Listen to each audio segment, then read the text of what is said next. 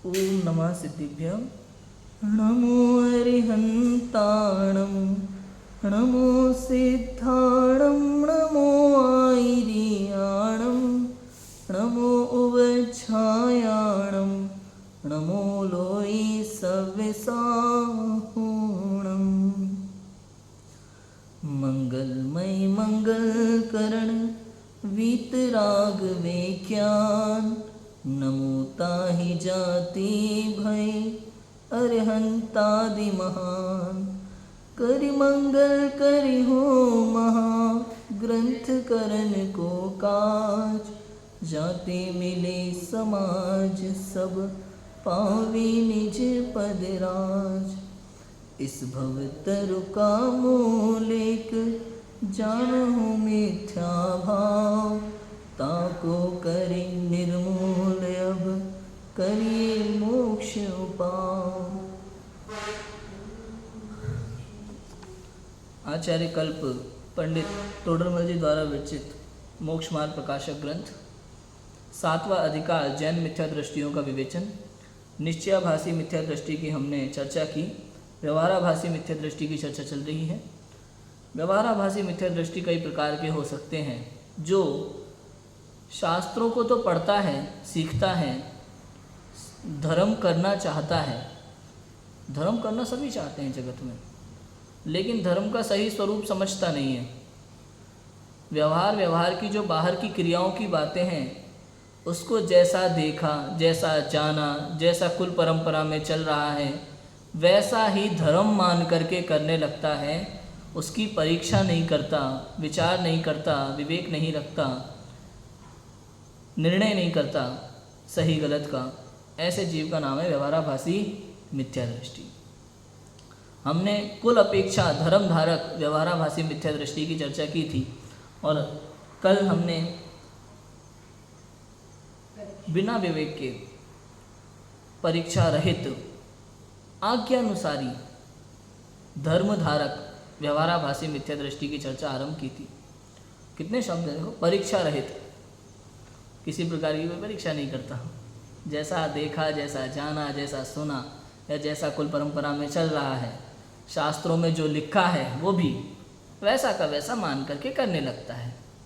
समझ में है कि नहीं? बाबा वाक्य प्रमाणम की तरह।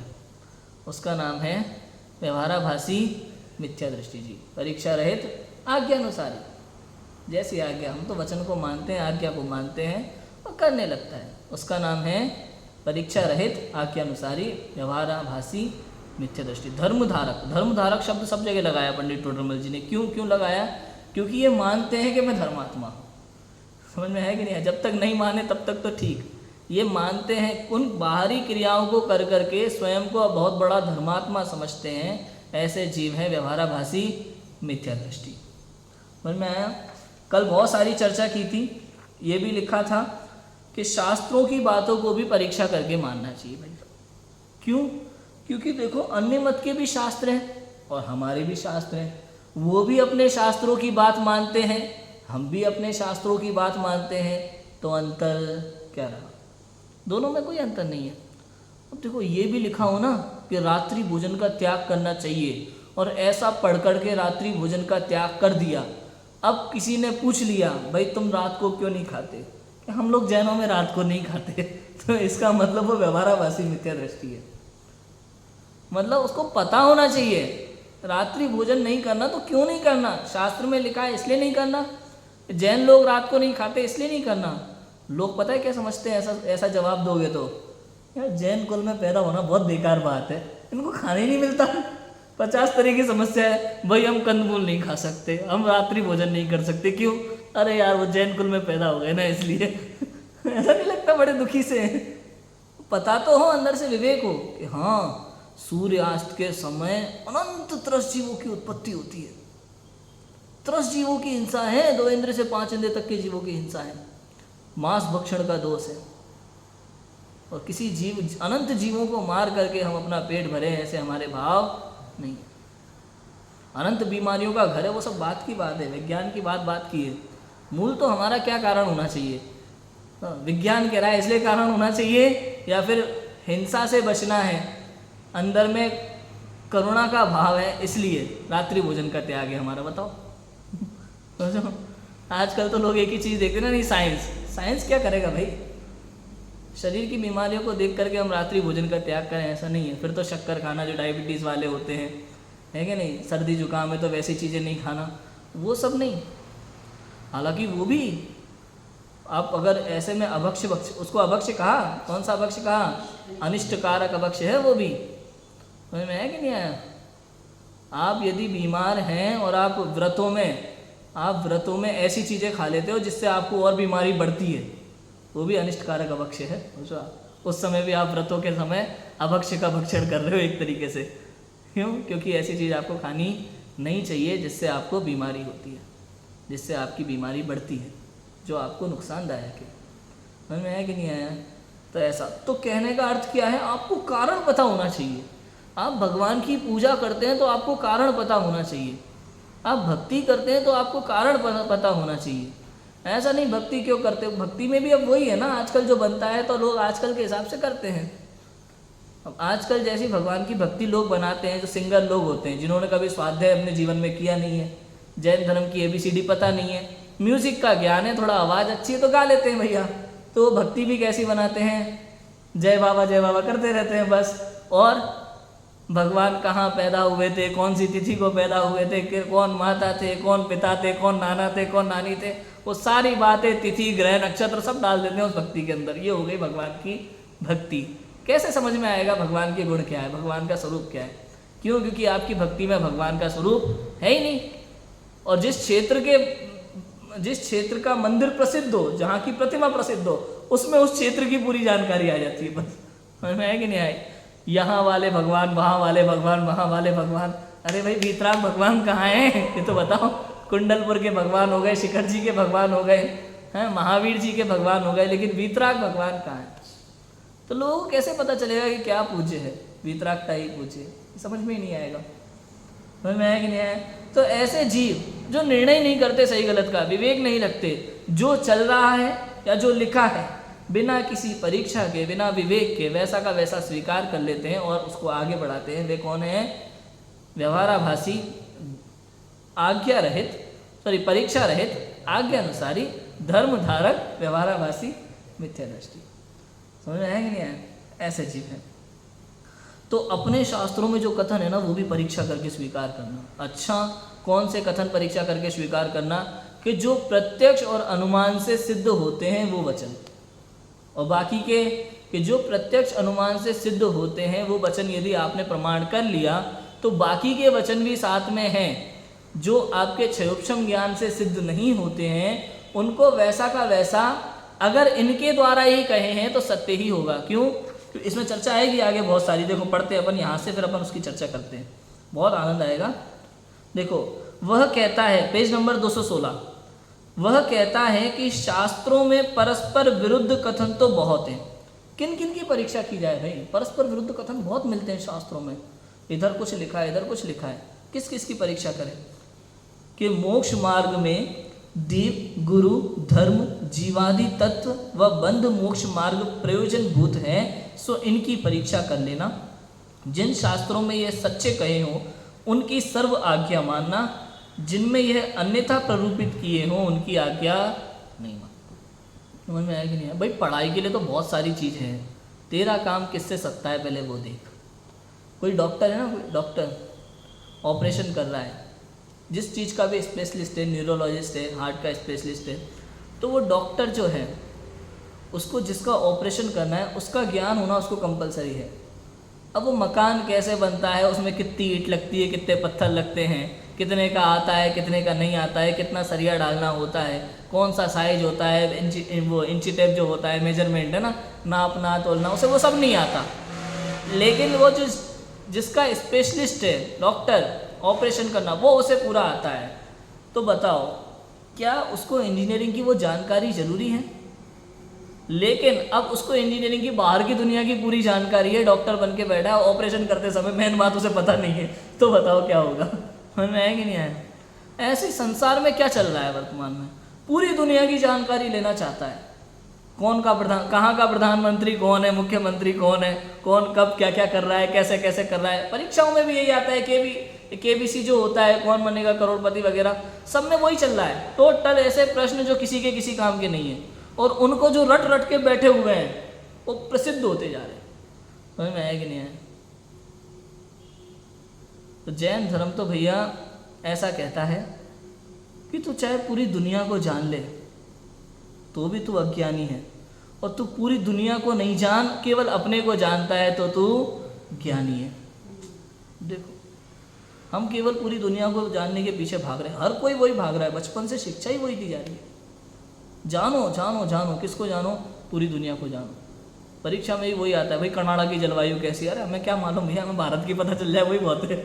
हमें काम की नहीं है चीज़, अप्रयोजनभूत है, टोटल अप्रयोजनभूत है। ऐसे यहाँ इस बात को कह रहे हैं, भाई तेरे प्रयोजनभूत चीज़ों को तू जान, उसकी परीक्षा कर, उसकी परीक्षा हो सकती है। समझ में आएगा? तेरे क्षयोपम ज्ञान से तेरे पास इतना ज्ञान है, इतनी शक्ति है, यदि तुम संगी पंचेंद्र जीव हो तो तुम ये कर सकते हो। समझ में आया कि नहीं आया? तुम्हारे पास इतनी बुद्धि है। क्या कहते हैं कि अगर तुम केला छील के खा सकते हो, मूंगफली छील के खा सकते हो, सम्यक दर्शन कर सकते हो, वेद विज्ञान कर सकते हो, इतनी समझ है, तो मोक्ष मार्ग में क्या चाहिए आपको? आपका प्रयोजन कहाँ है? आपको चाहिए सुख। सुख कहाँ है? मोक्ष में। इतनी बातें तो अपन कर चुके, मोक्ष सुख का निरूपण पढ़ा था ना तीसरे अधिकार में, उतनी बात तो हम कर चुके। तो मोक्ष मार्ग में देव गुरु धर्म जीवादि तत्व व बंध मोक्ष मार्ग प्रयोजन भूत हैं, सो इनकी परीक्षा कर लेना। समझ में आया कि नहीं? प्रयोजन भूत की परीक्षा कर ले तू, बाकी अप्रयोजन भूत को तू काय को परेशान हो रहा है? भाई समय क्यों खराब कर रहा है अपना? समझ में आएगा? सिद्धांत ग्रंथ कर्णन योग की बातें भाई इसलिए ही है कि तुम्हारा उपयोग शुभ में रहे, अशुभ में ना भटके। यदि तुम्हारे पास समय है तो, समय है तो का मतलब समझे? क्योंकि गृहस्थ जीव, संसार में कहा जाता है ना ऐसा लोक में कि भाई गृहस्थों को सिद्धांत ग्रंथों का अध्ययन नहीं करना चाहिए, ऐसा बहुत लोग मानते हैं। तो मैं उसके विषय में भी आप विचार कर सकते हो, ऐसा क्यों कहा जाता होगा, किसने कहा होगा? हमारे यहाँ तो सारी बातें किसी न किसी कारण से शुरू होती हैं। तो ऐसा कहा होगा भाई गृहस्थों के पास समय तो रहता नहीं है, बड़ी मुश्किल से घंटे 2 घंटे निकालते हैं, अब उसमें भी लोक का स्वरूप विचारने लगे, कितनी नदियाँ हैं, कितने द्वीप हैं, कितने समुद्र हैं, किसका कितना कितना योजन है, इस सब में लग गए तो भेद विज्ञान की बात कब सीखेंगे? इसलिए कहा कि भाई तुम अध्यात्म ग्रंथ पढ़ो, वो तुम्हारे लिए प्रयोजनभूत है। लेकिन टोडरमल जी जैसे विद्वान हुए जिनके पास खूब समय, जो दिन भर शास्त्रों का ही अध्ययन करते हैं, अध्यात्म समझ में आ गया, आत्मा की रुचि हो गई, हमें आत्म श्रद्धान हो गया, अध्यात्म वाला काम तो हो गया। अब उपयोग वहाँ ज़्यादा नहीं टिके तो क्या करना? सिद्धांत ग्रंथ का अध्ययन करना, उपयोग शुभ में रहेगा। इसलिए दिगंबर मुनिराज उसका अध्ययन करते हैं, बहुत करते हैं। समझ में आया कि नहीं आया? तो ऐसा है। तो अब कहा क्या कि परीक्षा करना किसकी? प्रयोजनभूत की। देवशास्त्र गुरु की परीक्षा करना सबसे पहले तो। वीतरागी देवशास्त्र गुरु कौन? क्यों? क्योंकि तुम्हें चाहिए सुख, और तुम्हें ढूंढना है उनको जो सुखी हैं। कैसा सुख चाहिए? सच्चा सुख। सच्चे सुखी हैं उनको ढूंढो। हमने देखा भाई सच्चे सुखी तो वो हैं जो वीतराग और सर्वज्ञ हैं, क्योंकि राग द्वेष से होती है आकुलता, आकुलता है दुख का कारण। समझ में आया क्या? और निराकुलता सुख है। आत्म को हित हे सुख, सो सुख आकुलता बिन कही। समझ में आया कि नहीं आया? आत्म का हित जो सुख है ना, वो सुख कैसा है? आकुलता बिन, मतलब निराकुलता है वो सुख। समझ में? तो वो सुख कहाँ? शिव माही में है। आकुलता शिव माही न ताते, शिव मग लाग्यो चाहिए। वो आकुलता शिव माही, मोक्ष में नहीं है, इसलिए हमें मोक्ष का मार्ग चाहिए, मोक्ष की प्राप्ति करनी है। तो अब वो कौन है जिनके जीवन में आकुलता बिल्कुल खत्म हो गई है, निराकुल है? कि वीतराग सर्वज्ञ भगवान। अब जब देवशास्त्र गुरु की आपने परीक्षा कर ली, समझ में आया कि नहीं आया? दुनिया में कौन कौन रागी द्वेषी हैं, कौन कौन वीतरागी हैं, यहाँ परीक्षा कर लो। अब व्यक्ति से वचन प्रमाणित हो जाते हैं। समझ में आया कि नहीं आया? एक बार आप दुनिया में देख लो ना कि कौन व्यक्ति क्या कहता है। कोई अगर ऐसा ही घूमने फिरने वाला व्यक्ति है, किसी ने कह दिया अरे तुम्हें पता है वो जो गांव है ना वहाँ पे सरपंच जो है, वो सरपंच के घर में उनके बेटे का मर्डर हो गया है भैया, या कोई भी ऐसी बात आप लगा लो अपने हिसाब से, बहुत बड़ी बात हो गई, वहाँ ऐसा हो गया उस गांव में। अच्छा किसने कही तुमसे ये बात? रुचि तो आ जाती है लोगों को ऐसी बातें सुन के, लेकिन किसने कही तुमसे ये बात? अरे वो चौराहे पे बैठते ना भाई साहब, वही बता रहे थे आज सुबह, अरे यार वो तो एक नंबर के झूठे हैं, कब क्या कहते हैं कुछ पता नहीं है उनका, छोड़ो। और कोई कि नहीं नहीं उधर से वो पंडित जी आए थे, वो बता रहे थे कि ऐसा ऐसा हो गया। अच्छा, वो तो कभी झूठ नहीं बोलते, उनकी बात एकदम सही है। व्यक्ति से वचन प्रमाणित हो जाते हैं। कौन व्यक्ति ने बात कही है, इस बात की प्रमाणिकता होती है। यदि व्यक्ति प्रमाणिक है तो उसके वचन भी प्रमाणित है। यदि आपने एक बार ये परीक्षा कर ली कि सच्चे सुखी कौन है, वीतराग सर्वज्ञ, वो हमारे आदर्श है, वो हमारे भगवान है, तो उनकी कही हुई हर वाणी हमारे लिए प्रमाण है। समझ में आया कि नहीं आया? और अब जिनवाणी से कैसे, जिनवाणी में कैसे पता चलेगा कि ये उन्हीं की वाणी है? कि आपको जैन सिद्धांतों का पता होना चाहिए उतना, कि अहिंसा का उपदेश है, वीतरागता का उपदेश है। शास्त्र में कहीं भी कुछ भी लिखा हो, अंत में वीतरागता का उपदेश होगा। पूरे श्रृंगार रस के वर्णन के बाद वो आचार्य कह देंगे इन सबको त्याग करके वीतरागी हो गए। पूरे वीर रस का वर्णन करने के बाद कह देंगे सब कुछ छोड़ करके वीतरागी हो गए। इससे पता चलेगा ये वाणी सच्ची है। अब उसी शास्त्र में बीच बीच में कर्णानियोग की बातें आ जाएंगी, उस क्षेत्र का नाम वगैरह आ जाएगा, नाम आएंगे। अब आप कहोगे यार कैसे पता चलेगा ये नाम ऐसे कैसे थे कि नहीं, हम तो दिक्कत में हैं भैया। बाकी बातें समझ में आ रही है ना, तो समझ ले ये भी सही है। क्योंकि प्रयोजन भूत बात जब सही है तो अप्रयोजन भूत बात गलत हो सकती नहीं। समझ में आएगी यार? जब मैं काम की बात आपसे सही कह रहा हूं तो बिना काम की बात फालतू क्यों कहूंगा? एकदम सही है। जिससे तेरा बिगाड़ हो वो बात झूठ हो सकती है, कोई द्वेष पूर्वक झूठ कह सकता है, लेकिन जिससे तेरा कोई प्रयोजन ही नहीं है वो बात कोई गलत क्यों कहेगा? इसलिए वो बातें सच्ची है। अगर उनकी उस शास्त्र में प्रयोजन भूत बातें सत्य सिद्ध होती हैं तो अप्रयोजन भूत बात भी 100% सत्य है। पढ़ें, देखो, जैसे लोक में जो पुरुष प्रयोजन भूत कार्यों में झूठ ना बोले, वह प्रयोजन रहित कार्यों में कैसे झूठ बोलेगा? लोक में जो पुरुष प्रयोजन भूत कार्यों में झूठ ना बोले तो वह प्रयोजन रहित कार्यों में झूठ क्यों बोलेगा? उसी प्रकार जिस शास्त्र में प्रयोजन भूत देवादिक का स्वरूप अन्यथा नहीं कहा, उसमें प्रयोजन रहित दीप समुद्रादिक का कथन अन्यथा कैसे होगा? क्योंकि देवादिक का कथन अन्यथा करने से वक्ता के विषय कषाय का पोषण होता है। समझ में आया कि नहीं? भाई देवादिक का कथन अन्यथा करने से तो उसके विषय कषाय का पोषण होता है, कुछ ना कुछ राग द्वेष अंदर में होता है, स्वयं को सही सिद्ध करना चाहता है। हाँ, सुबह पंडित जी बता रहे थे ईर्ष्या, हम उस लेवल तक नहीं पहुंच पाते ना तो उसके बारे में गलत बातें कहना शुरू करते हैं, निंदा करना शुरू कर देते हैं, है कि नहीं? तो इस कारण से ये श्वेतांबर की उत्पत्ति कैसे हुई हम तो पूरी कहानी जानते हैं। अब उनसे दिगंबर धर्म का पालन नहीं होता है तो उन्होंने उसकी निंदा शुरू कर दी और अपना एक नया धर्म चला दिया। ऐसे अन्य मतों में सब जगह हुआ है, सब जगह। और फिर उन्होंने अपने कल्पित शास्त्र बनाए। कल्पित शास्त्रों में कई बातें तो सच्चे शास्त्रों की रखी, कई बातें कल्पित रखी। प्रयोजन भूत अप्रयोजन भूत दोनों में कई शास्त्र बातें उन्होंने सच्ची रखी, कई बातें झूठी रखी, मिलावट का काम किया पूरा।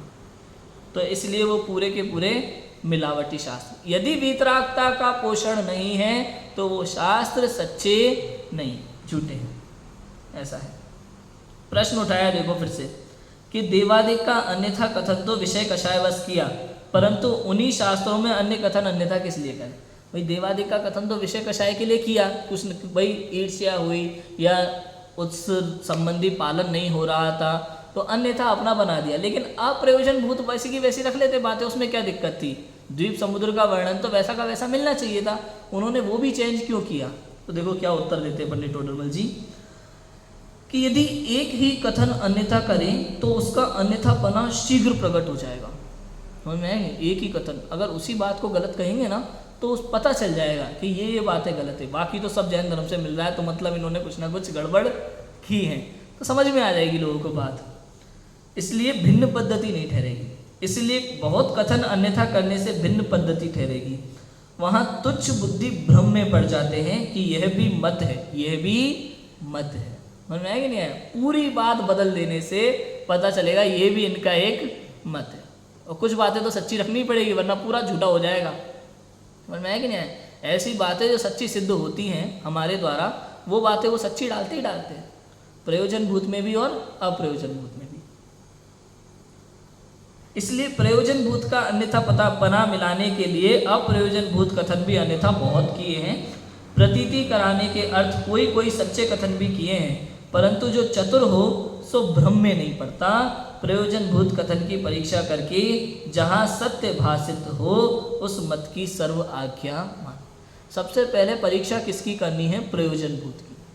प्रयोजन भूत की परीक्षा करते हैं तो व्यक्ति की प्रमाणता सिद्ध होती है, और व्यक्ति की प्रमाणता सिद्ध होती है तो उससे उनके सभी वचनों की प्रमाणता सिद्ध हो जाती है, फिर वो चाहे प्रयोजन भूत हो या अप्रयोजन भूत। ऐसा होता है, एकदम क्लियर है, समझ में आया कि नहीं आया?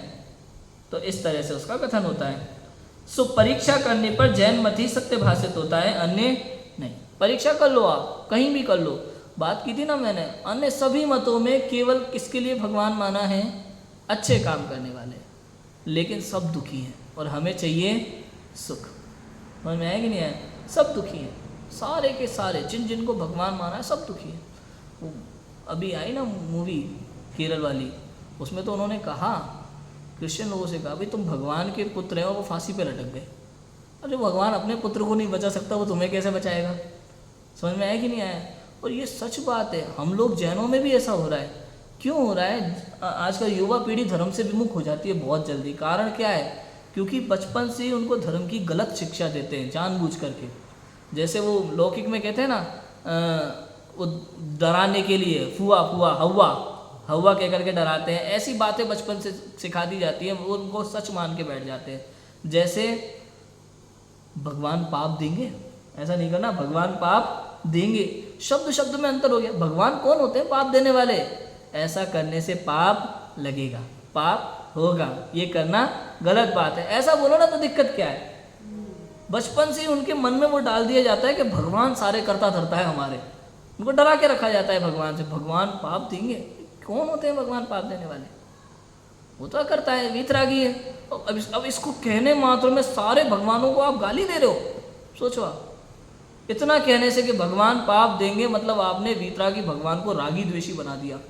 अब वीतरागी भगवान को रागी द्वेषी बनाना मतलब भगवान का अपमान करना, अवर्णवाद करना, उनको गाली देना। ऐसा है, शब्दों शब्दों में कितना अंतर पड़ जाता है। आप देखो भाई, स्कूल जाओ, दर्शन करने जाओ, क्यों? अरे दर्शन करने जाते हैं तो पास हो जाते हैं। अच्छा, ये कौन सा कुछ भी कहीं से भी उनको वैसी शिक्षा दे दी जाती है। अब उन्होंने जैसा अपने बच्चों को सिखा दिया, बच्चों ने वैसा मान लिया। माता पिता है, झूठ थोड़ी बोलेंगे, वो मान के चलते हैं हमेशा। अब जैसा माना वैसा होता नहीं है। क्यों? क्योंकि माता पिता ने तो ऐसे ही कह दिया था, अब तुमने मान लिया सच, ऐसा होता नहीं है, और तुम मान लोगे धर्म अरम सब बेकार की बात है, सब झूठ है। हमें वो सच कभी धर्म के सबको नहीं समझेंगे। बचपन से ही सिखाया जाना चाहिए भगवान वीतरागी हैं और हमें भी वीतरागी ही होना है। ये मार्ग वहाँ से संस्कार होने चाहिए स्टार्टिंग से। उस दिन विपिन जी भाई साहब की एक वीडियो आई थी फेसबुक पर, उन्होंने बहुत अच्छा कहा था, तुम बच्चों को पहले ही घर में सब सिखा देते हो, रात को ही खाना है बेटा, कंदमूली खाना है, गालियाँ बकना है, सारी गलत चीज़ें वो घर में सीख के आते हैं। अब आते हैं 11वीं कक्षा में वहाँ स्मारक में, कोटा में, बांसवाड़ा में, विद्यालयों में, अब ऑलरेडी सारे उनके अंदर बुराइयां भरी हुई है। उनको निकालने में कितना टाइम लगेगा आप बताओ? पोलियो की दवा बच्चों को बचपन में पिलाई जाती है ताकि भविष्य में वो बीमारी ना हो। तो ऐसे ही जैन धर्म के संस्कार आपको बचपन में घर में देने पड़ेंगे ताकि भविष्य में वो कुसंस्कार ना पड़े। जब ऑलरेडी बीमारियां हो गई फिर तुम कितने टीके लगाओ, उससे क्या फायदा? में है कि नहीं है? कोई एक चांस हो जहाँ खत्म हो बीमारी।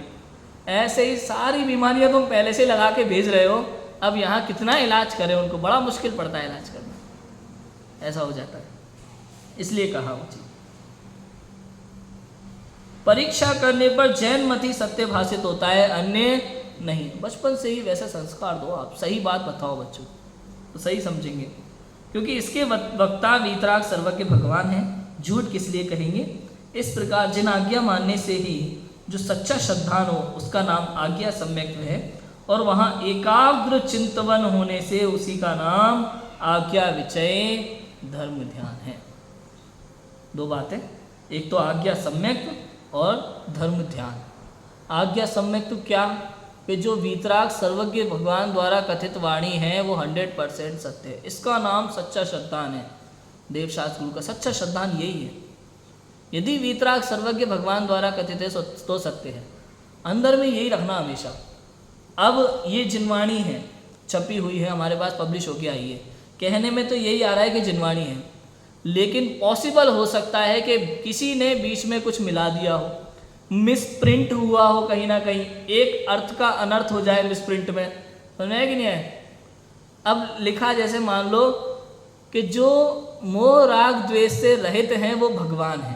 समझ में है कि नहीं है? ऐसा लिखा, रहित की जगह सहित हो गया तो और तुमने वैसा ही मान लिया तो इसलिए कहा परीक्षा करो। समझ में है कि नहीं है? जो शास्त्र में लिखा है उसको वैसा का वैसा पढ़ लेना, वैसा का वैसा मान लेना, ये धर्मात्मा के लक्षण नहीं है। जो शास्त्र में लिखा है उसकी भली भांति परीक्षा करके स्वीकार करना, ये धर्मात्मा का लक्षण है। समझ में आया कि नहीं? कहीं भी कुछ भी हो सकता है, मिलावट भी हुई है और मिसप्रिंट भी होते रहते हैं, इसलिए परीक्षा करना बहुत जरूरी है। शास्त्रों की एक एक लाइन को समझना जरूरी है। आज्ञा सम्यक्त्व, लेकिन अंदर में ये निर्णय होना चाहिए, अगर वीतराग सर्वज्ञ भगवान द्वारा कथित है तो हमें कोई शंका कहीं से कहीं तक है ही नहीं। हमें है कोई शंका नहीं। तो एकाग्र चिंतन होने से उसी का नाम आज्ञा विषय धर्म ध्यान है। अब जब परीक्षा होती है ना, एकदम सच्ची बात पता चलती है, स्वपर भेद विज्ञान होता है। स्वपर भेद विज्ञान के बाद ये पता चल जाता है मैं हूँ पर है, और स्वयं के श्रद्धान में जब स्वयं की ओर पर्याय का झुकाव होता है तब एकाग्र चिंतन होता है। एकाग्र बिल्कुल एक ही तरफ और लिखा है तत्व में एकाग्र चिंता निरोधो ध्यानम। उसका वही है, एकाग्र मतलब एक आत्मा की तरफ उसकी दृष्टि हो जाती है और सारी चिंताओं का निरोध हो जाता है, सारे विकल्पों को त्याग देता है। विकल्प माने आकुलता, चिंता माने आकुलता। पहले पूरा में चिंतन चलता है, शुरू में पूरा चिंतन चलता है, चिंतन चलते चलते एक ऐसा समय आता है कि मन पावे विश्राम। मन, ये चिंतन जो हो रहा था सब मन का काम था, विकल्प विचार चिंतन सब मन का काम था। फिर मन पावे विश्राम और फिर अतीन्द्रिय आनंद की प्राप्ति होती, सिद्धो जैसा सुख, और रस स्वादत सुख उपजे अनुभव या को, ऐसा होता है। खूब परीक्षा कर लो, खूब चिंतन कर लो, खूब विचार कर लो। ये प्रयोजन भूत में ऐसे चिंतन विचार होता है भैया। 7 तत्वों का चिंतन होता है। 7 तत्व पूरी मोक्ष मार्ग की कहानी है, अपनी जीव की, एक जीव की कहानी है। जहाँ जीव द्रव्य की बात आए वहाँ तो संसार के सभी जीव आ जाते हैं। जीव तत्व में ऐसा नहीं है। जीव तत्व मतलब एक अकेले जीव की कहानी, मेरी कहानी। आत्मा शब्द और जीव शब्द में अंतर है। नॉर्मली जीव द्रव्य माने सभी जीव, और जीव तत्व माने आत्मा, वो मैं। और मेरी कहानी क्या है कि भाई मैं जीव हूँ और मैं अजीव नहीं। जीव और अजीव में पहले, क्योंकि एक है ना, जीव और अजीव मिले हुए हैं, तो जीव और अजीव मिले हुए हैं तो सबसे पहले लक्षण से पहचान होगी। ज्ञान दर्शन जिसमें है वो जीव है, और जिसमें ज्ञान दर्शन नहीं है वो अजीव है। जीव अजीव जब तक एक है तब तक हो रहा है आश्रव बंद, और जब भेद विज्ञान हुआ कि मैं हूँ ये है, तब होगी संवर निर्जरा, और पूर्ण रूप से जब बंद का अभाव हो जाएगा तो मोक्ष। तो पूरी एक जीव की कहानी है एक तरह से, 7 तत्व। और जो इसको समझ लेता है, स्वपर का भेद विज्ञान कर लेता है, उसको फिर मन पावे विश्राम होकर के जब दृष्टि स्वयं की ओर होती है तो अनुभव भी हो जाता है। ऐसा होता है। आज्ञा सम्यक्त्व और आज्ञा विषय धर्म ध्यान। अब देखो, यदि ऐसा ना माने और बिना परीक्षा किए ही आज्ञा मानने से सम्यक्त्व व धर्म ध्यान हो जाए, तो जो द्रव्य लिंगी आज्ञा मानकर मुनि हुए, आज्ञानुसार साधन द्वारा ग्रेवयक पर्यंत जाते हैं, उनके मिथ्या दृष्टि बना कैसे रहा। इसलिए कुछ परीक्षा करके आज्ञा मानने पर ही सम्यक्त्व व धर्म ध्यान होता है। लोक में भी किसी प्रकार परीक्षा होने पर ही पुरुष की प्रतीति करते हैं। आप देखो, मतलब क्या कह रहे हैं, देखो, ऐसा ना माने, यदि ऐसा ना माने और बिना परीक्षा किए ही आज्ञा मानने से सम्यक्त्व व धर्म ध्यान हो जाए, समझे, बिना परीक्षा किए आज्ञा माने, तो द्रव्य लिंगी मुनिराज सब मिथ्या दृष्टि नहीं होंगे, सम्यक दृष्टि होंगे। क्यों? क्योंकि उनके अनुभव नहीं है। उन्होंने आज्ञा तो मानी और धर्म आज्ञा मानने के बाद वो द्रव्यलिंगी मुनि तक पहुंच गए, लेकिन उसका अनुभव हुआ नहीं, है सम्यक तो नहीं हुआ। क्यों? क्योंकि परीक्षा नहीं हुई अभी ढंग से। परीक्षा नहीं हुई, परीक्षा होती तो अनुभव भी हो जाता। अभी हम लोग भी अपनी पोजीशन देखें तो क्या है वास्तव में, हमारी कितनी परीक्षा है? परीक्षा हो गई क्या हमारी? अपनी परीक्षा हो गई क्या? परीक्षा तो उनकी हुई थी, किनकी? आचार्य कुंद की, जो उन्होंने 5वीं गाथा में लिख के दिया कि मैंने परीक्षण कर लिया है और मैं लिख रहा हूँ। हम तो अभी पढ़ रहे हैं, सुन रहे हैं, आज्ञा मान रहे हैं, वास्तव में आज्ञा मान रहे हैं। परीक्षा तो अभी हमने की नहीं। तो ये आज्ञा अनुसार साधन द्वारा ग्रेव्य पर्यंत तक चले जाते हैं, लेकिन अनुभव परीक्षा उनकी हुई, मिथ्या दृष्टिपना है। इसलिए कुछ परीक्षा करके आज्ञा मानने पर ही सम्यक व धर्म ध्यान, परीक्षा करके आज्ञा मानो तो होता है, अभी तक परीक्षा की नहीं, ऐसा है। लोक में भी किसी प्रकार परीक्षा होने पर ही पुरुष की प्रतीति करते हैं। अब देख लो, जब बच्चा बीमार होता है ना किसी का, तो किसी भी सामान्य डॉक्टर के पास नहीं ले जाते, परीक्षा करते हैं कौन सी बीमारी हो, किसके पास लेके जाना है। 50 बार इधर उधर फ़ोन करते हैं, बड़े लोगों को फ़ोन करते हैं, जो जानकार है उनको फ़ोन करते हैं, भैया हमारे बच्चे को ये बीमारी है, सबसे अच्छा डॉक्टर कौन सा रहेगा? है कि नहीं आया? ऐसे ही किसी के पास नहीं भेज देते। कोचिंग डालना हो तो सोचते हैं किस टीचर के पास जाना, कौन सबसे अच्छा पढ़ाते हैं, किनका नॉलेज अच्छा है और पढ़ाने का तरीका अच्छा है। दोनों चीज़ देखी जाती है, माल और परोसने की ताकत, परोसने का तरीका, दोनों चीज़ देखी जाती है। तो इसलिए लोक में भी किसी भी पुरुष की परीक्षा करके ही प्रतीति की जाती है। जब एक भव के कल्याण के लिए इतना सोचते हो, एक भव को बचाने के लिए इतना सोचते हो, तो यहाँ तो अनंत भव आपके दाव पर लगे। आपको बारंबार परीक्षा करनी है, सावधान होकर के परीक्षा करनी है, विवेक पूर्वक परीक्षा करनी है। तथा तूने कहा कि जिन वचन में संशय करने से सम्यक्त्व के शंका नाम का दोष होता है, सो ना जाने ये किस प्रकार है, ऐसा मानकर निर्णय ना करे वहाँ शंका नाम का दोष होता है। यदि निर्णय करने का विचार करते ही सम्यक्त्व में दोष लगता हो, तो अष्ट सहस्त्री में आज्ञा प्रधान से परीक्षा प्रधानी को उत्तम किस लिए कहा? प्रच्छना आदि स्वाध्याय के अंग कैसे कहे? प्रमाण नए से पदार्थों का निर्णय करने का उपदेश किस लिए दिया? इसलिए परीक्षा करके आज्ञा मानना योग्य है। समझ में आया? मतलब ऐसा लिखा है कि जिन वचन में संशय करने से सम्यक्त्व में शंका नाम का दोष होता है, और दूसरा ये भी लिखा है अष्टशास्त्री में कि आज्ञा प्रदान से परीक्षा प्रदानी उत्तम है। तो कहने का अर्थ यह है अजू भाई, जिन वचन में शंका, मैंने कल जैसा बताया था वैसा ही, जिन वचन में शंका तो होनी नहीं चाहिए। क्यों? क्योंकि वीतराग सर्वज्ञ भगवान द्वारा कथित है, और वीतराग सर्वज्ञ भगवान कौन है? झूठ नहीं बोल सकते, राग द्वेष नहीं है, तो गलत नहीं हो सकता उनकी कोई वाणी। तो ये बात तो सारी पक्की है। तो परीक्षा प्रधान कैसे? भाई साहब, आपको बात समझ में नहीं आएगी, इसलिए स्वाध्याय के ये प्रश्न आदि बातें कही हैं, सबके सब अंग कहे हैं स्वाध्याय के। आपको कोई बात किसी ने कह दी तो आपको बार बार पूछना पड़ेगा, वरना समझ में नहीं आएगा, धर्म हो ही नहीं सकता। आपसे कोई कहते भाई धर्म कैसे होता है? कि आत्मा को जानने से होता है। आत्मा कौन? अच्छा, वही आत्मा जो ये जो कभी कभी रात को घूमती है सुनसान सड़कों पे, वही आत्मा। गड़बड़ हो जाएगी। आत्मा को जानने से मोक्ष हो जाता है। उसने सुन लिया, उसको पता ही नहीं आज तक कि आत्मा क्या है। उसने तो दुनिया में क्या सुन रखा था, अरे आत्मा वाली पिक्चर हमने देख रखी है, हमें सब पता है आत्मा क्या होती है, सुनसान सड़क पे मिलेगी, देखना रात को सफ़ेद साड़ी में, वो आत्मा है। उसको जानने से सम्यक दर्शन और मोक्ष मार्ग हो जाए। भाई ऐसा नहीं है, है कि नहीं है? इसलिए कहा, बार बार प्रश्न है, जिन वचन में भी आप परीक्षा करो, समझो उसको पूरी तरह से। जब समझ में आ जाए, अच्छा ऐसा, हाँ ये सही है, ऐसा ही है, हमें होता है कि नहीं होता? आप कभी भी प्रवचन करो या मतलब कोई बात कहो, स्वाध्याय में पढ़ो, कई लोग एग्री नहीं हो पाते तुरंत, इन्हें कहते हैं परीक्षा प्रधानी। तुरंत एग्री नहीं होते, प्रश्न खड़े होंगे बार बार। तो ऐसा क्यों होता है? अच्छा तो ऐसा कैसे कहा? फिर दुनिया में तो ऐसा देखा जाता है, आप ऐसा कह रहे हो। ऐसे बार बार प्रश्न निकलते हैं, जब तक बात समझ में नहीं आए पूरी तरह, उसको तर्क और प्रमाण से सिद्ध नहीं होती, तब तक वो मानता नहीं है। इसे कहते हैं सच्चे परीक्षा प्रधानी जी। इसलिए पंडित टोडरमल जी भी उसी शैली में ग्रंथ लिख रहे हैं। ये जो प्रश्न पूछने वाला कोई व्यक्ति उनने बगल में बिठा रखा हो पैसे दे करके, ऐसा नहीं है।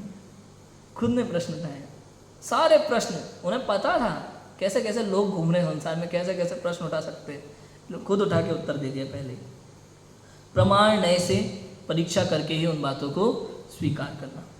कितने ही पापी पुरुषों ने अपने कल्पित कथन किए हैं, उन्हें जिन वचन ठहराया, उन्हें जैन मत के शास्त्र जानकर प्रमाण नहीं करना, वहाँ भी प्रमाणादिक से परीक्षा करके व परस्पर शास्त्रों से विधि मिलाकर वह इस प्रकार संभव है या नहीं ऐसा विचार करके विरुद्ध अर्थ को मिथ्या ही जानना। जैन शास्त्रों में बहुत लोग आपसे कहेंगे ये जैन शास्त्र की बात है, नहीं, पढ़ करके समझ करके। कई लोग आपको ऐसे भी मिल जाएंगे, विद्वान भी मिलेंगे कई लोग कि फलाने शास्त्र में ऐसा लिखा है, पढ़ लेना भैया पहले। मैं कि नहीं है, पूछ लेना भाई सब कौन से शास्त्र में और कौन सी गाथा में लिखा है बता दो, पढ़ करके ही मानना। ऐसे नहीं उनने कह दिया और हमने मान लिया, बिल्कुल नहीं। प्रमाणित बात प्रमाणित ही होती है। इसलिए कभी भी यहाँ गद्दी पे बैठ करके भी बहुत सोच करके बोलना होगा, एक एक बात प्रमाणित होनी चाहिए। क्यों? क्योंकि जैन दर्शन में केवल और केवल वीतराग सर्वज्ञ भगवान द्वारा कथित वाणी ही स्वीकार है, अन्य कुछ भी स्वीकार, कोई भी वाणी स्वीकार नहीं है। इसलिए आचार्य कुंद बार बार अपने पंच परमागम में गाथाओं में लिखते हैं, केवली शुद्ध केवली भणिदम जिण भणिदम, बार बार लिखते हैं। केवली भगवान ने कहा है, शुद्ध केवली भगवान ने कहा है, जिनेन्द्र भगवान ने कहा है, बार लिखा है। क्यों? क्योंकि वास्तव में आगम तो वही है, सच्ची जिनवाणी तो वही है जो तीर्थंकर की वाणी है, जो सर्वज्ञ भगवान की वाणी है। और आचार्य भी उसी वाणी के अनुसार अपने शास्त्रों की रचना करते हैं, उसके बाहर कुछ नहीं, अपनी तरफ से कुछ नहीं। आप देखो, अनुभव करके जो प्रमाण लिखा वो तो लिखा, लेकिन वो भी जिनेन्द्र वाणी के अनुसार था। उन्होंने उसकी परीक्षा की और बाद में उसको लिखा, लेकिन है वो पूरी की पूरी जिनवाणी। अब ऐसे में कई लोग ऐसे मिलते हैं, उसमें मिलावट कर देते हैं और कहते हैं जिनवाणी है, समझ में आया कि नहीं आया? बहुत लोग करते हैं ऐसा। तो वहाँ आपको परीक्षा करके ही स्वीकार करना है, ऐसा नहीं जो कह दिया वो सही है। तो वहाँ आपको बहुत सारी परीक्षा करने के अवसर मिलेंगे। ये मत समझना कहीं भी कि हम परीक्षा कर ही नहीं पाएंगे, हम कैसे परीक्षा करेंगे। प्रश्न उठाया था इसमें, छदमस्त से अन्यथा परीक्षा हो जाए तो क्या करें, कि नहीं ऐसा नहीं है। तुम जब सब्जी खरीदते हो तो वहाँ कितना दिमाग लगाते हो, कौन सी सही है कौन सी गलत है। बड़े 1 घंटे आराम से होता है, कई बार पूरी सब्जी मंडी को टटोल करके टमाटर लेने होते तो दबा कर पूरा खरीदते हैं। ऐसे ही आप यहाँ देवशास्त्र गुरु की परीक्षा में, 7 तत्वों की परीक्षा में, यदि अंदर में कोई पक्ष होगा ना तो आपसे परीक्षा गलत हो पाएगी, नहीं तो सच्ची परीक्षा हो सकती है। ये क्षयोपशम जो ज्ञान है ना हमारे पास वर्तमान में मनुष्य जीव में, संगी पंचेंद्रिय में, ये अपना भला बुरा समझता है, इतना समझ लेना। अब भला बुरा समझता है तो इसका आत्महित किसमें, इसका सही निर्णय करने की योग्यता उसमें है, तो वो अपनी परीक्षा कर सकता है, चिंता की कोई बात ही नहीं। जैसे जैसे पढ़ेगा शास्त्रों को, जैसे जैसे स्वाध्याय करेगा, मन में प्रश्न खड़े होंगे, उत्तर भी मिलेंगे और अपने आप उसको सच्ची बात समझ में आएगी। रुचि से पढ़ेगा तो, नहीं तो नहीं। रुचि कैसी होती है पता है? जैसे कोई सेठिया होते हैं ना, बहुत बड़ा बिजनेस होता है, अकाउंट होता है, तो जैसे दुकान बंद करने का समय है, वो अपना अकाउंट देख रहा है और उसको लगता है कहीं ना कहीं गड़बड़ है, 100-200 रुपये की कुछ ना कुछ गड़बड़ है, तो जब तक वो गड़बड़ ख़त्म नहीं होती ना, भले ही घड़ी की तरफ नहीं देखता फिर वो कि कितने बज रहे हैं। घर से फ़ोन आ रहा है 2-3 बार कि वो बोले नहीं आ रहा हूँ बस 2 मिनट काम कर लो अपना सा, वो अकाउंट देखता रहता है गड़बड़ कहाँ हो रही है, उसमें कितनी रुचि होती है। और ऐसे ही स्वाध्याय में होना चाहिए। कहीं कोई बात में अटक गए हो ना, समझ में नहीं आए, तो घड़ी पे बात ध्यान नहीं जाना चाहिए, यार 1 घंटा तो हो गया, मेरा स्वाध्याय का टाइम खत्म।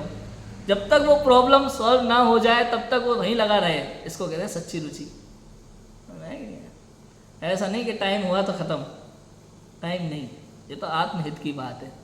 पैसे के लिए तो आप टाइम नहीं देखते, यहाँ आप टाइम देखते हैं, इसका मतलब रुचि सच्ची नहीं, ऐसा है। देखो क्या लिखा है, किसी ठग ने स्वयं पत्र लिखकर उसमें लिखने वाले का नाम किसी साहूकार का रखा, उस नाम के भ्रम से धन को ठगाए तो दरिद्री होगा। उसी प्रकार पापी लोगों ने स्वयं ग्रंथादि बनाकर वहाँ कर्ता का नाम जिन गणधर आचार्यों को रखा, उस नाम के भ्रम से झूठा श्रद्धान करे तो मिथ्या दृष्टि ही। श्वेतांबर मत में ऐसा है, उन्होंने उसको गणधरों की वाणी कही है, उनके यहाँ आगम सारे के सारे हैं, है कि नहीं है? तो इसलिए कहा ठग मत जाना। लोग कई ऐसे मिलेंगे जो नाम तो रखेंगे वीतराग सर्वज्ञ का, वचन होंगे खुद के।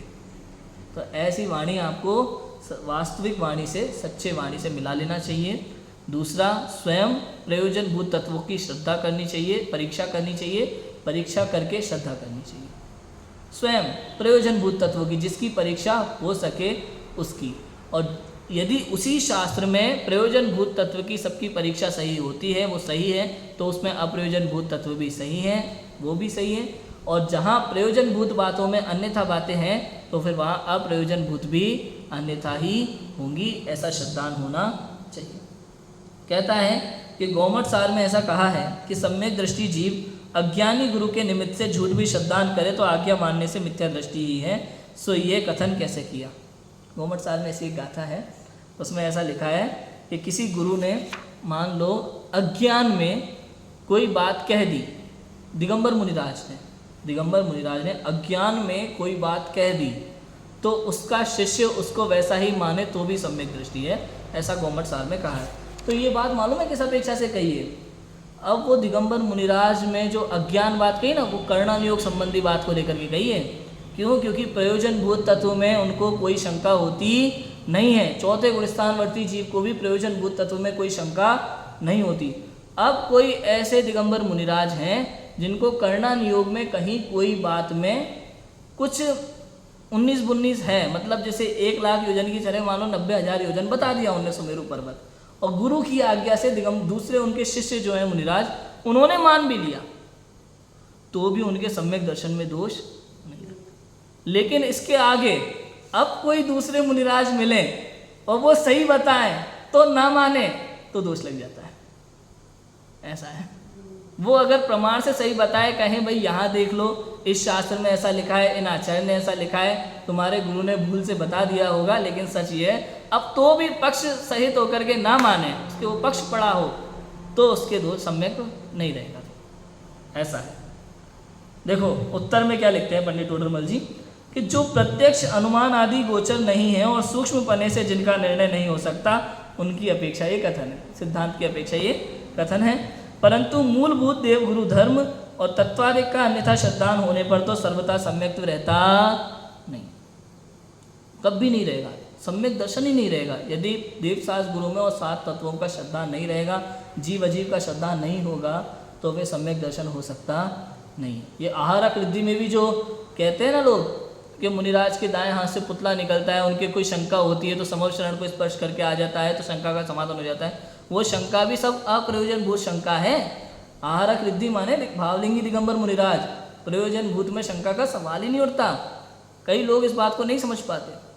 क्यों? पढ़ा उतना ही है ना कि भाई मुनिराज को कोई शंका हो तो वो समव शरण छू के आ जाता है, वो ऐसा मुनिराज को शंका हो जाती है, लेकिन कौन सी भैया? अप्रयोजनभूत शंका। ऐसा ठीक है, तो सम्यक तो नहीं रहता, ऐसा निश्चय करना। इसलिए बिना परीक्षा किए केवल आज्ञा ही द्वारा जो जैनी है उन्हें भी मिथ्या दृष्टि जाना। किसमें? प्रयोजनभूत में। बिना परीक्षा किए और केवल आज्ञा ही है ऐसा मान लिया तो वो मिथ्या दृष्टि ही है। तथा कितने ही परीक्षा करके भी जैनी होते हैं परंतु मूल परीक्षा नहीं करते। दया, शील, तप, संयम आदि क्रियाओं द्वारा व पूजा प्रभावना आदि कार्यों से, अतिशय चमत्कार आदि से व जिन धर्म से इष्ट प्राप्ति होने के कारण से जिन मत को उत्तम जानकर प्रीतिवंत होकर जैनी होते हैं, सो अन्य मतों में भी ये कार्य पाए जाते हैं। इसलिए इन लक्षणों में अतिव्याप्ति दोष पाया जाता है। कितने लोग हैं जिन्हें लगता है नहीं संयम से लाभ तो होता है, कई चीज़ों की परीक्षा करते हैं चरणानुयोग संबंधी, उन्हें लगता है इससे लाभ तो होता है तो उसे अच्छा भी मानते हैं, और अन्य मतों में भी उसका उपदेश है दया, शील, संयम आदि का, करुणा का, तो इसमें तो अतिव्याप्ति दोष पाया जाता है। देखो कोई कहता है कि देखो ऐसा है जैसे जिन धर्म में ये कार्य है ना वैसे अन्य मतों में नहीं होते, उस लेवल के नहीं होते अन्य मतों में, इसलिए अतिव्याप्ति नहीं हो सकती। कि देखो बात आपकी बिल्कुल सही है, इस लेवल के नहीं होते, लेकिन ऐसा ही है, परंतु जैसे तू दयादिक मानता है उसी प्रकार तो वे भी निरूपण करते हैं ना, पर जीवों की रक्षा को दया तू कहता है भाई वे कहते हैं, इसलिए इस प्रकार अन्य ही जानना, मतलब अतिव्याप्ति तो लग रहा है। कहीं ना कहीं उन शास्त्रों में वैसा निरूपण मिल जाता है, थोड़ा भी मिलता है तो अतिव्याप्ति है, जिसको तू धर्म कह करके मानता है। फिर कहता है कि नहीं उनके ठीक नहीं है, क्योंकि कभी उनके दया प्ररूपित करते हैं, कभी हिंसा भी प्ररूपित कर देते हैं, कि वहाँ दयादिक का अंश मात्र तो आया, इसलिए अतिव्याप्तिपना इन लक्षणों के पाया जाता है, इनके द्वारा सच्ची परीक्षा होती नहीं। अब देखो खुद ही कह रहा है कि नहीं वहाँ दया भी है और हिंसा भी है, तो भी वो उनको उस उपदेश को स्वीकार कर लेते हैं लोग। जहाँ आपको लग जाए ना एक ही ग्रंथ में परस्पर विरुद्ध बातें हैं तो मतलब वो ग्रंथ सच्चा नहीं हो सकता। हाँ, यदि अपेक्षा है, सापेक्ष कथन है, तो वहाँ वैसा विचार करना। आपको समय सार में एक ही ग्रंथ में कह देगा राग आत्मा में राग है और उसी में मिल जाएगा, नहीं आत्मा में राग है ही नहीं। समझ में आया कि नहीं आया? लेकिन वहाँ परीक्षा करना अपेक्षा कौन सी है। लेकिन यहाँ जो कह दिया हिंसा में धर्म और अहिंसा में धर्म, यह बात बैठती नहीं। किसी भी प्रकार से हिंसा में धर्म हो सकता नहीं, कहीं से भी नहीं होगा। जिन मंदिर में कोई कहे नहीं धार्मिक कार्यों में हिंसा करे तो कोई दिक्कत नहीं है, नहीं, ऐसा भी नहीं है। धार्मिक कार्य के निमित्त से यदि हिंसा हो तो डबल पाप है, डबल। आप बताओ, आप सोचो ना, लिखा ना अन्य क्षेत्रे कृतम पापम धर्म क्षेत्रे विनश्यति, धर्म क्षेत्रे कृतम पापम वज्रलेपो भविष्यति। बाहर आप पाप करते हैं एक बार को, उसका पाप कम है, लेकिन मंदिर में आकर वही पाप करो तो, घर में खाना खाते हो मंदिर में आके बैठ के खाने लगो तो, घर में जैसी बातें करते हो वैसी वहाँ करने लगो तो, आपको पता है पंचम काल में जीव तीसरे नरक से नीचे नहीं जा सकता। पता है क्यों? उससे उतना पाप होगा ही नहीं। यहाँ एक तो सर्वज्ञ भगवान का अभाव है। स्कूल में होता है ना, टीचर के सामने आप गाली दो और पीछे से उनको गाली दो तो कितना फ़र्क पड़ता है। मार लगने में बहुत फ़र्क पड़ेगा। आपने पीछे से टीचर को गाली दी, किसी बच्चे ने बता दिया, उसकी मार अलग होगी, और सामने मुंह पे गाली दे दी तो उसकी मार अलग होगी। ऐसे ही जहाँ चौथे काल में सर्वज्ञ भगवान विराजमान है, मोक्ष के रास्ते खुले हैं, वहाँ वो पाप करे तो उसका पाप ज़्यादा, और यहाँ वो व्यवस्था नहीं है, कुछ पता नहीं है, यहाँ वही पाप का फल कम होता है।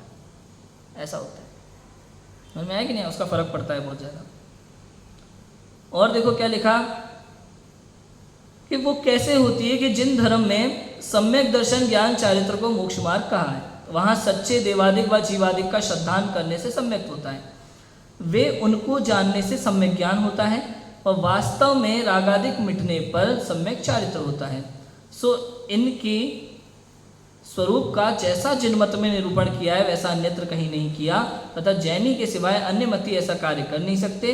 इसलिए जिन मत का सच्चा लक्षण है, इस लक्षण को पहचान कर जो परीक्षा करते हैं वे ही श्रद्धानी है, इसके सिवाय अन्य प्रकार से परीक्षा करते हैं वे मिथ्या दृष्टि ही रहते हैं।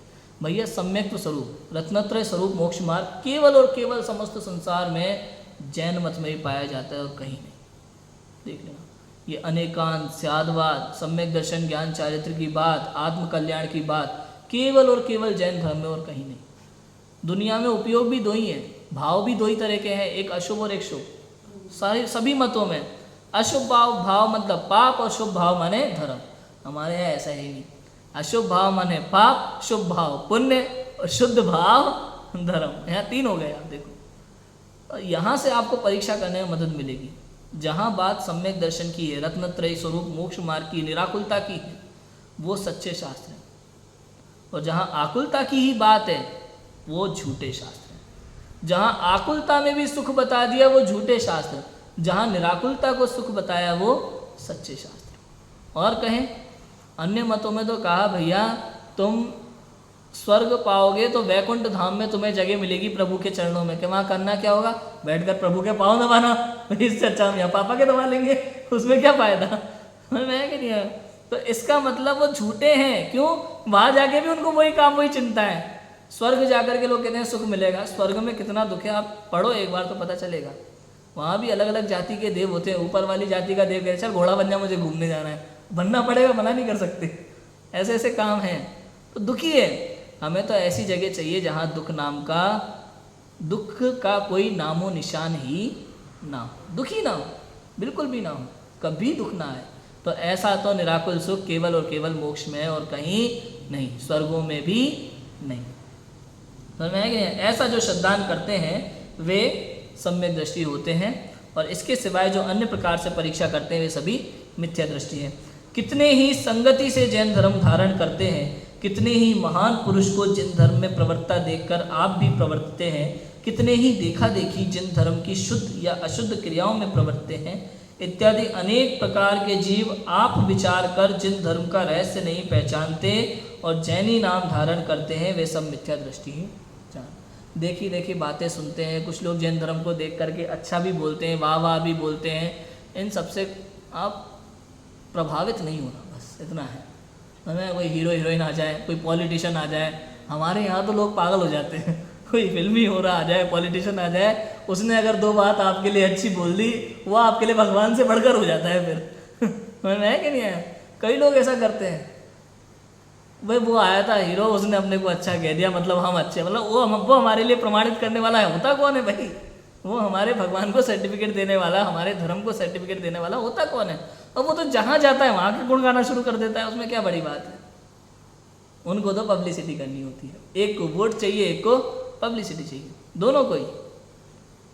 तो वो तो वैसा का वैसा करेंगे, उनसे प्रभावित होना नहीं, भाव ही नहीं आना चाहिए उनसे, बिल्कुल भी ऐसा लगना ही नहीं चाहिए, मन में ऐसा भाव ही नहीं आना चाहिए कि ये बहुत बड़े व्यक्तित्व जिन्होंने हमारे धर्म की प्रशंसा कर दी तो हमारे धर्म को लोग ज़्यादा मानेंगे। ऐसी भावना आनी नहीं चाहिए मन में, समझ में? बहुत गलत हो, कई लोगों के अभी आ रही है स्वाध्याय करने के बाद भी, ऐसी भावनाएं मन में आनी नहीं चाहिए। अब देखो लास्ट में पंडित टोडरमल जी एक बहुत ही अच्छी बात कह देते हैं उन लोगों के लिए जो लोग बड़े परेशान थे तब से इन बातों को सुन करके। क्या कहते हैं देखो, जो उनके मन में भरी बैठी थी और इन सब बातों का खंडन हो रहा था, पंडित टोडरमल जी 2 लाइन में वो बात कह रहे हैं, शांति मिले उनको थोड़ी सी। कैसे? कि देखो इतना तो है कि जिन मत में पाप की प्रवृत्ति विशेष नहीं हो सकती और पुण्य के निमित्त बहुत हैं तथा सच्चे मोक्ष मार्ग का कारण भी वहाँ बना रहता है, इसलिए जो कुल आदिक से भी जैनी हैं वे भी औरों से तो भले ही हैं। भरी बैठी थी ना ये बात अंदर में, और तुम तब से इन्हीं का निषेध कर रहे थे। पंडित टोडरमल जी ने 2 लाइन में कहा औरों से तो भले ही, ये बात एकदम सच्ची है। बताएं कोई भी व्यक्ति आज देखो, ये जो क्रूर परिणामी जीव हैं, मुस्लिम आदि हैं, कसाई लोग हैं, ये तलवार चलाने से घबराते नहीं है बिल्कुल भी, किसी को मारने के लिए एकदम तैयार बैठे रहते हैं, उनके मन में जरा सा भय नहीं होता। आप किसी जैनी को देख लेना, वो पत्थर भी उठा के मारने की हिम्मत नहीं कर पाता, अंदर से ऐसा है, अंदर से ही ऐसा है, कुल के कारण से ही ऐसा है। राजू भाई सोचो, आपने कभी जीवन में किसी को मारा है? हाथ ही नहीं उठता भैया, क्या करें? ये कुल की बात है, ऐसी महानता है, वास्तविकता है, किसी को मारने के भाव ही नहीं आते। तुम कह भी दोगे ना अगर कभी कषायवश एक समय के परिणाम में, तो भी पत्थर उठा भी लोगे तो फेंका नहीं जाएगा, हाथ उठाने का मन करेगा तो रुक जाएगा, अपने आप स्लो हो जाएगा। ऐसा है, होता है, मारा नहीं जाता किसी को, हिंसा के भाव ऐसे होते ही नहीं है। अपने आप यदि चींटी दिख जाए तो पैर हट जाता है, ये अंदर से ऐसा परिणाम है, कुल से ही ऐसा परिणाम है। और बाहर के जीवों को देख लेना, अन्य मतों में ऐसा नहीं है। अन्य मतों में मच्छर मारना मतलब कोई बड़ी बात नहीं होती है, ताली बजाना है, समझ में है कि नहीं है? जैन मत में और अन्य मत में बहुत अंतर है ऐसे, इसलिए लिखा कि इसलिए कुल आदि से भी जो जैनी है वो औरों से तो भले ही हैं, दूसरे यहाँ धर्म के निमित्त बहुत है, पुण्य के निमित्त बहुत हैं, तो वैसा रहता है, औरों से ये भले हैं, पाप की प्रवृत्ति विशेष होती नहीं है। इसलिए कहा भाई पहले पुण्य तो तुमने बहुत कर लिया है, मिल गया है कुल अपेक्षा से, लेकिन इस शुभ भाव में अटको मत, परीक्षा करो, परीक्षा करके यथार्थ श्रद्धान करो और सच्चे धर्म में लगो। हम सब भी परीक्षा पूर्वक, स्वपर भेद विज्ञान पूर्वक, आत्मश्रद्धान पूर्वक मोक्ष मार्ग में लगे, इसी मंगल भावना से अभी की बात को विराम देते हैं। ओम नमः सिद्धाय।